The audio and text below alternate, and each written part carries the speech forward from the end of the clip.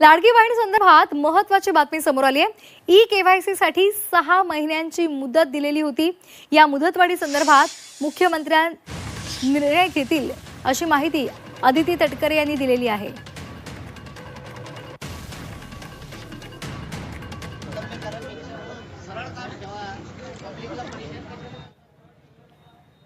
ज्यांनी चुकी ई-केवायसी पूर्ण केली होती पण त्याच्यामध्ये काही उणीवा राहून गेल्या होत्या त्यांना सुद्धा दुरुस्त करण्याची आपण परत मुदत त्या ठिकाणी दिली आणि त्यानुसार लाडकीचा कालावधी हा ई-केवायसी साठी दिला होता। आणि ही ई-केवायसी प्रक्रिया ही फक्त ह्या लाडकी बहीण योजनेमध्ये नाही आहे, तर ज्या राज्याच्या डायरेक्ट बँक ट्रान्सफरच्या योजना आहेत म्हणजे डीबीटीच्या योजना आहेत ह्या सगळ्यांमध्ये ई-केवायसी प्रक्रिया केली जात असते।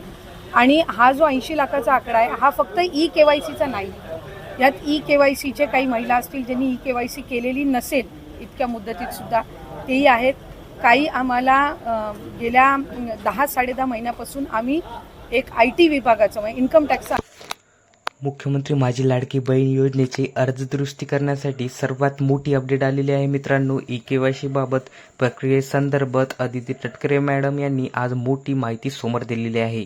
जर तुमच्या अर्जात त्रुटी असेल किंवा केवायसी अपूर्ण असलेल्या महिलांसाठी सोयीसाठी करण्यासाठी आता सवलत देण्यात आली असून कोणतीही पात्र महिला या योजनेपासून वंचित राहणार नाही असे आश्वासन मंत्री अदिती तटकरे मॅडम यांनी आज दिलेले आहे।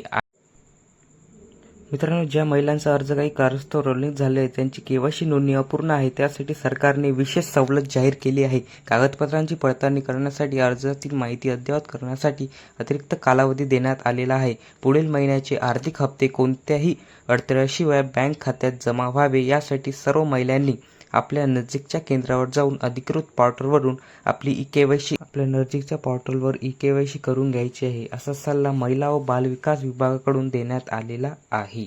धन्यवाद।